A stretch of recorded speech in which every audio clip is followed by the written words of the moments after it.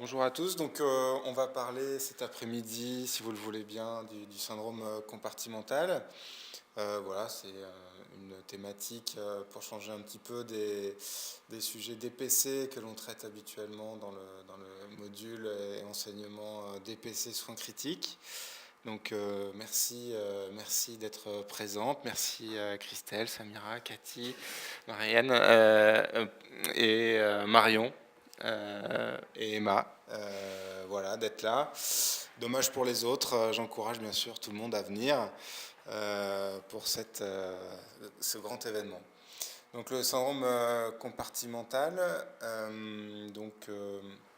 bien sûr c'est sur la pathologie abdominale. On va commencer par la définition. Par définition, le syndrome compartimental et l'hyperpression intra-abdominale, donc c'est lié à une augmentation rapide et incontrôlée des viscères, des volumes des viscères intra-abdominaux, qui entraîne donc une hyperpression intra-abdominale qui, à l'extrême, donc peut engendrer eh bien, des défaillances d'organes, comme on va le voir par la suite. Donc deux mots-clés. Donc tout d'abord le premier stade, qui est le stade de l'hyperpression intra-abdominale. Donc c'est-à-dire avec une pression intra-abdominale supérieure à 12 mm de mercure, sachant que la pression intra-abdominale moyenne chez quelqu'un de normal non constipé est aux alentours de 6-7 mm de mercure. Donc bien évidemment, les choses peuvent s'aggraver et conduire au syndrome de compartiment abdominal avec cette fois-ci une augmentation de la pression intra-abdominale au-delà de 20 mm de mercure associée à une défaillance d'organes liée à l'augmentation des pressions intra-abdominales. Alors les étiologies, donc on a refait la revue de la littérature comme à notre habitude sur les études les plus récentes. Donc j'ai répertorié un petit peu les étiologies qui entraînent des hyperpressions intra-abdominales et pour lesquelles il faut être sensibilisé à ce syndrome de telle sorte que chacun pense à mesurer par le dispositif adéquat la pression intra-abdominale. Donc tout d'abord bien sûr les traumatismes abdominaux sévères, avec ou sans chirurgie urgente d'ailleurs, pour lequel on observe donc 75% d'hyperpression intra-abdominale, pouvant conduire, alors les pourcentages varient, de 0 à 14% de syndrome compartimental abdominal. Les ruptures de l'anévrisme de l'aorte abdominale, donc là on peut observer jusqu'à 15% de syndrome de compartiment abdominal, les pancréatites bien sûr, les brûlés graves qu'on voit un petit peu moins chez nous, la réanimation médicale avec eh bien, toutes les pathologies et conséquences liées à une réanimation polyvalente, donc qui observe jusqu'à 60% d'hyperpression intra-abdominale et 10 à 15% de syndrome compartimental, et enfin d'autres pathologies et d'autres modalités comme la transplantation hépatique ou la chirurgie cardiaque, dans lequel on peut observer, après CEC pour la chirurgie cardiaque, jusqu'à 30% d'hyperpression intra-abdominale. Donc on le voit, c'est quand même pour ces pathologies-là des choses assez fréquentes et donc il faut absolument monitorer. Donc de la même façon, eh bien, qu'on parle d'hyperpression intra-abdominale, voilà, on peut comparer ce syndrome eh bien, à la traumatologie crânienne avec l'hypertension intracrânienne, avec ces problèmes de compliance, et on le voit donc sur la courbe du bas en cercle vide. On voit une compliance normale et on voit qu'un petit volume finalement génère qu'une petite augmentation des pressions intra-abdominales. Par contre, quand on est confronté à une compliance intra-abdominale augmentée, liée à des brûlures par exemple, à une obésité, liée à déjà une réanimation hydroélectrique, on va dire généreuse, eh bien, on voit qu'un petit, le même volume, on va dire, intra-abdominal génère cette fois-ci une augmentation de pression conséquente et pouvant conduire à, on va dire, l'augmentation et bien l'auto-entraînement des défaillances multiviscérales. Donc les conséquences de l'augmentation des pressions intra-abdominales, donc je ne sais pas si vous voyez bien, j'espère. Donc là c'est la cavité abdominale. Et donc eh bien, on va avoir tout d'abord, lors d'une augmentation des pressions, eh bien, possiblement des ischémies digestives. Bien sûr, on va avoir eh bien, une compression des vaisseaux intra-abdominaux et en premier lieu les vaisseaux qui ont le moins de pression, c'est-à-dire la veine cave, avec les effets hémodynamiques possibles, des pressions sur l'aorte, sur les vaisseaux artériels rénaux qui au départ eh bien, on va dire activent le système rénine-angiotensine, peuvent conduire à une hypertension artérielle, puis très rapidement vont conduire à une défaillance hémodynamique, des compressions directes au niveau rénal avec des ischémies corticales, bien sûr des ischémies également au niveau hépatique et du tronc-porte. Voilà un petit peu ce qui peut se produire au niveau de la cavité abdominale et bien entendu les défaillances s'installant, elles s'auto-entretiennent et aggravent le tableau de syndrome compartimental abdominal. Mais les conséquences ne se limitent pas à la cavité abdominale et donc également vont avoir des conséquences, on le voit ici, au niveau thoracique avec une augmentation via le diaphragme des pressions intrathoraciques avec donc une diminution de la capacité résiduelle fonctionnelle, un dérecrutement, on va voir un petit peu toutes les conséquences pulmonaires. Bien entendu également une diminution du retour veineux cérébral et donc une augmentation de la pression intracrânienne, donc des conséquences qui vont encore plus loin que véritablement les organes intra-abdominaux. Alors les conséquences un peu plus détaillées, en anglais parce qu'on adore ça. Donc bien sûr, comme je vous l'ai dit, l'augmentation des pressions intra-abdominales.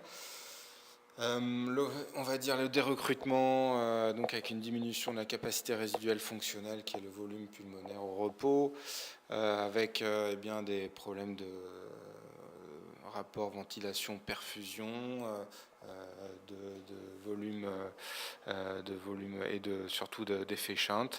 Au niveau ventilatoire, il va y avoir également une augmentation eh bien de la post-charge du ventricule droit par augmentation intrathoracique des pressions et puis également une diminution de la précharge puisque la veine cave inférieure va être collabée et donc va diminuer en quelque sorte le retour veineux. Voilà, il peut y avoir également une augmentation des résistances vasculaires avec périphériques, avec notamment des ischémies des extrémités qui peuvent avoir lieu et se générer. Au niveau rénal, on l'a vu, il peut y avoir des compressions directes, il peut y avoir des actions au niveau des vaisseaux, des activations du système rénine-angiotensine. Tout ça, bien sûr, conduit à la défaillance rénale, à l'acute kidney injury. Et puis, au niveau digestif, des ischémies splanchniques, viscérales et des translocations bactériennes qui ne font qu'accroître les défaillances déjà présentes. Alors, comment fait-on pour le dépister et le surveiller? Donc là, je vous renvoie aux fiches techniques du service, très bien faites. Je vais vérifier tout ça. Donc le dispositif, on le connaît. Voilà. Donc, à avoir en tête, donc les unités de mesure sont déjà en millimètres de mercure. Hein. Ce n'est pas des centimètres d'eau, mais c'est bien des millimètres de mercure et c'est ce qui nous intéresse. Les modalités de mesure, eh bien, il faut instiller 20 ml de sérum Phi au niveau de la sonde urinaire. Et puis donc pratiquer ces mesures et cette surveillance toutes les 4 à 6 heures chez les patients à risque. Chez un patient positionné en décubitus dorsal. Bien sûr, il ne doit pas y avoir d'effort de toux, de contraction abdominale, puisque cela, bien sûr, peut perturber les mesures. Donc ça implique une sédation, plus ou moins une pluralisation pour la mesure. Mais déjà une sédation forte, c'est déjà bien. Il faut attendre 30 secondes. Et puis pour les puristes, parce que je sais que parmi vous, il y a quelques puristes, eh bien, il faut attendre la partie télé-expiratoire, qui est normalement le bon moment de mesure de cette pression intra-abdominale. Donc, comme pour eh bien, la pression intracrânienne, eh bien, on va mesurer une pression de perfusion abdominale qui est eh bien, la soustraction de la pression artérielle moyenne moins la pression intra-abdominale mesurée. Et donc, on va avoir une idée de ce qui est perfusé, entre guillemets, par les organes. Alors, il faut être méfiant, ce n'est pas le seul objectif de maintenir une pression de perfusion abdominale suffisante, supérieure à 60 mm de mercure. En effet, les indices de remplissage qu'on utilise habituellement, le delta pp, la veine cave inférieure, sont bien sûr altérés. La veine cave, on le voit, est donc comprimée, donc va paraître collabée, alors que véritablement l'état de volémie, on va dire relatif, est conservé. Et donc ça peut conduire à des remplissages vasculaires inopportuns, majorer l'œdème interstitiel abdominal, bien sûr majoration de l'ischémie, et donc majoration des syndromes de défaillance multiviscérale. Et donc si on ne s'en tient qu'à une version hémodynamique du syndrome, eh bien, on peut ne faire qu'aggraver la situation. Donc, en ce qui concerne la prise en charge, les choses sont assez bien codifiées, elles sont, on va dire, multi-aspects, elles sont graduées. Il va y avoir d'abord, bien sûr, bien quand la pression intra-abdominale est mesurée supérieure à 2 mm de mercure, d'abord une surveillance, comme on l'a indiqué, toutes les 4 à 6 heures, et puis quand celle-ci va être augmentée, eh bien, il y aura un traitement tout d'abord médical sur différents aspects. Alors si on les reprend un par un, donc d'abord eh bien, on va essayer au niveau du tube digestif eh bien, de soulager le tube digestif en évacuant le contenant du tube digestif, par exemple en insérant une sonde nasogastrique mise en aspiration, en injectant des prokinétiques. Dans un deuxième temps, eh bien, on va bien sûr laisser le patient à jeun, éventuellement des diurétiques, et puis si jamais il y a un iléus, on va dire fonctionnel, et une stase colique, eh bien, on envisagera une coloscopie pour exsufflation notamment. Par ailleurs, on va essayer également de soulager, on va dire, la partie extra-digestive.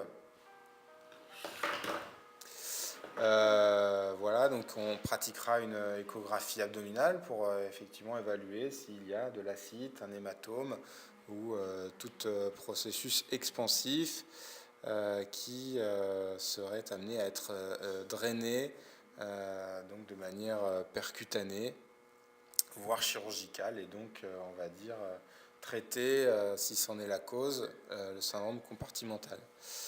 On va essayer d'augmenter la compliance abdominale. Comme on l'a vu, eh bien, les pressions suivant le niveau de compliance augmentent de manière plus ou moins rapide. Donc là, bien sûr, ça va être le renforcement de la sédation et de l'analgésie. Et puis, pourquoi pas, à l'extrême, envisager une curarisation afin de soulager les pressions intra-abdominales. On aura à cœur eh bien, de faire une prise en charge optimisée en termes de réhydratation et de remplissage vasculaire, éviter tout apport inutile puisque ça ne fait qu'aggraver eh bien, le syndrome compartimental. Voilà, mais bien entendu, en cas d'hypovolémie, eh bien, cela peut permettre, en tout cas, de restaurer une pression de perfusion abdominale. Voilà, et puis bien sûr, on essaiera en tout cas eh bien, de monitorer tout ça sur le plan hémodynamique. Si malgré tout ça, eh bien, et malgré le contrôle de l'étiologie, suivant l'accessibilité, mais eh bien, on est dépassé par ce premier niveau de prise en charge, eh bien, l'étape suivante, qui est beaucoup plus radicale, consiste en bien une ouverture de la cavité abdominale, possiblement pour eh bien, également traiter la cause du syndrome compartimental, mais tout simplement pour libérer les organes comprimés par le syndrome compartimental. Donc là, il y a des dispositifs qui sont maintenant bien réalisés pour éviter notamment les complications liées à un abdomen ouvert, comme les fistules, les saignements, et puis les complications infectieuses. Donc là, il y aura une petite enveloppe que l'on mettra autour des gouttières pariétocoliques afin de protéger eh bien, le tube digestif avec un système aspiratif de type VAC qui permettra une clairance bactérienne et des sécrétions, voilà, permettant donc dans l'idéal ce dispositif peut être laissé 7 jours avant d'envisager ensuite eh bien, de refermer progressivement la cavité abdominale. Voilà, donc c'est pas bien sûr une solution dénuée de risque, elle sera bien sûr pratiquée qu'en cas de véritable nécessité, après discussion médico